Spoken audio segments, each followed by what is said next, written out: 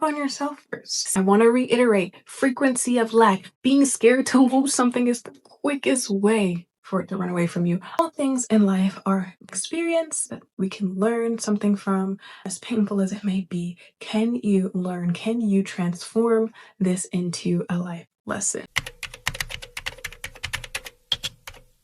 What's up, you guys? Welcome back to the channel. If you're new here, my name is Alyssa and I make videos every single Tuesday. If you want to be in the loop, hit that subscribe button below and on post notification bells to be notified of every time I upload a new video.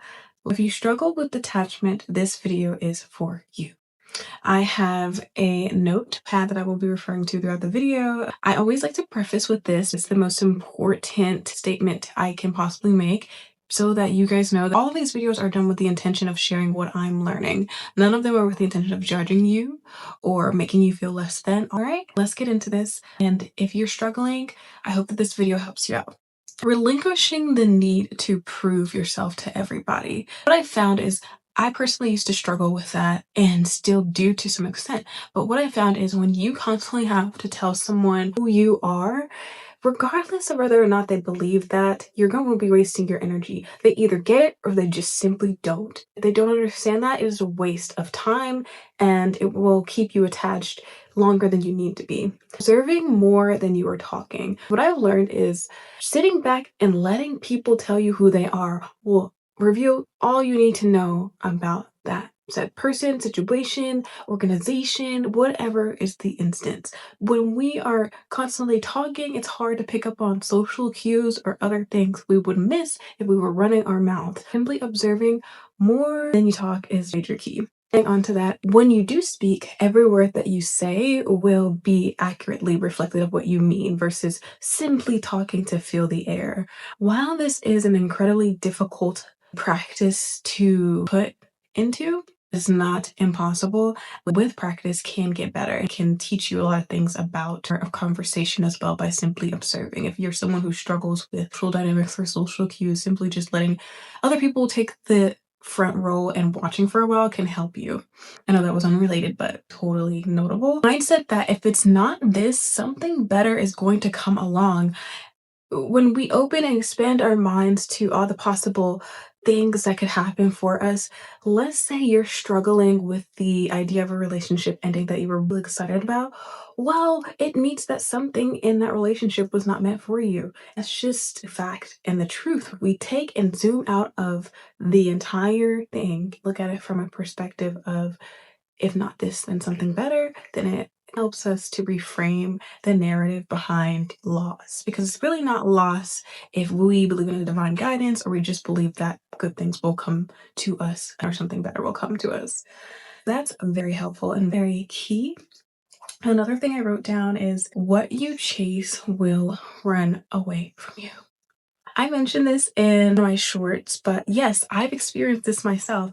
And as someone who is interested in femininity, one of the key things about femininity is to take a back seat and receive. And the art of receiving is a key factor in femininity. If you can't do that, you can't take a page out of the femininity book and apply it to your life when it comes to chasing, you will find yourself being drained because you will become attached to that of what you chase and invest heavily into. When you let go of the desire and surrender, you become the match to that thing. What I'm saying, since this sounds a bit mystical, I get it, I understand, but when you simply detach from wanting it so bad, what I found in a lot of the cases, that thing that I wanted so bad actually comes to me. I used to want my channel to grow so much. I remember sitting at just a couple hundred and thinking, oh, nothing's happening. But when I started to just enjoy the process and enjoy helping people out, I felt like what I wanted was happening. Like, people were actually seeing my videos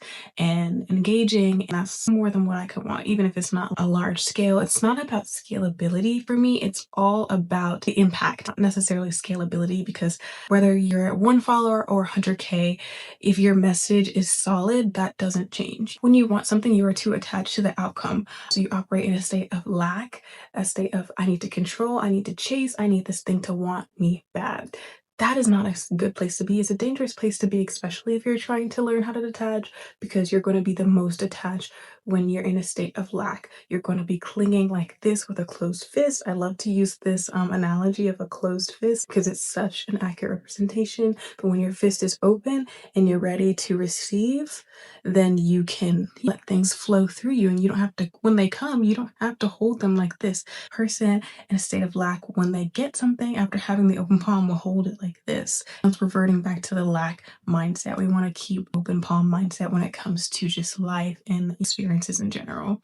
Be okay with having absolutely nothing. This is a hard one, and adding this in here is very helpful for me because being okay with having less or minimalistic mode of thinking can help to just really prepare you should that ever happen. I hope that's not the case, but let's say you did lose everything. Are you still going to be the same person? Let me ask you this. If you were to lose everything today, would you change? You might be stressed, obviously, but the core values that make you be the same.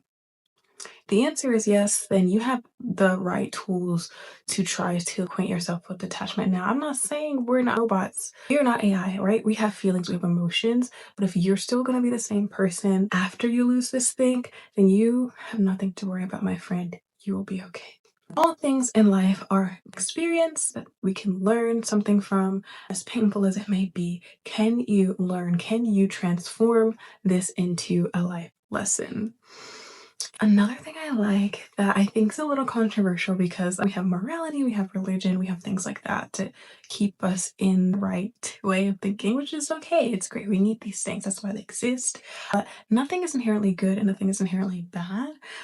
Now, take this with a grain of salt, right? Because you obviously wouldn't go hurting an innocent person just because you felt like it. What I'm saying is, let's say you didn't get into your desired job role, or you didn't attain your metric that you wanted to for whatever report that came out.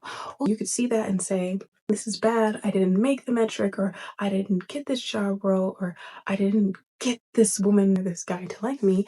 That's not necessarily a bad thing. That is just a thing that happened to you, right? Just because that person didn't give you the attention that you wanted, that's just a thing that happened.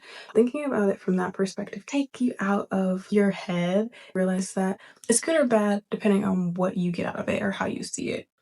The more detached, the more you attract. I love this because I definitely plan to put this into practice. When you are detached and you're just flowing, don't you notice how people are attracted to you, people are coming up to you, or people are offering opportunities? It's just like, boom, why is that? I don't think that's a coincidence. If you're watching this right now and you've got into fit mode ever in your life, effort mode, I'm using that for another term. You got to the mode where you're just like, look, I'm gonna do me and you can do you. Whoever doesn't like it doesn't have to, and then things just start coming. I've attracted the most things into my life when I was just like, look, I don't know what's going to happen next, but I'm just going to keep going and doing the best that I can. I think I might make a part two to this. If you guys get the likes up on this video, I will definitely be making a part two because I don't want this video to be super long. The next topic, let's see. Receiving requires neutral energy, requires you to embrace hurt. Literally, if somebody takes your heart out of your chest and rips it out today, you're gonna have to sit with that pain and be like, look, I'm 10 times stronger because of this. This is not gonna break me. What can I get from this? How can I learn from this? I love this one. This is controversial as well. If you don't like it, that's fine, but I definitely feel like there's truth to this. You attract what you are. I'm sorry. You attract what you are, not what you want. You want this perfect partner, if you want this perfect job, if you want this perfect career, if you want this perfect body, if you want this perfect house, if you want this perfect car, what have you done to get that? What is the vibrational match of having gotten that car? Well, let's say you had to change career paths. Let's say you had to invest. Let's say you had to start a business. If you wanted that body, you had to stay in the gym 2-3 hours, sometimes 7 days a week to stay on track. You have to diet, say no to certain foods. If you want that perfect partner, are you that perfect partner? Would you want to date you? Listen, because for a lot of us, we wouldn't even date us. So why would somebody else, your perfect partner, want to date you? Work on yourself first. So let me pause this real quick. I want to reiterate, frequency of lack. Being scared to lose something is the quickest way for it to run away from you. I don't know why that is. I can't explain the laws of the universe, of the world. My job is to share my experience with you. That is all that I can do. But the frequency of lack attracts the energetic equivalent.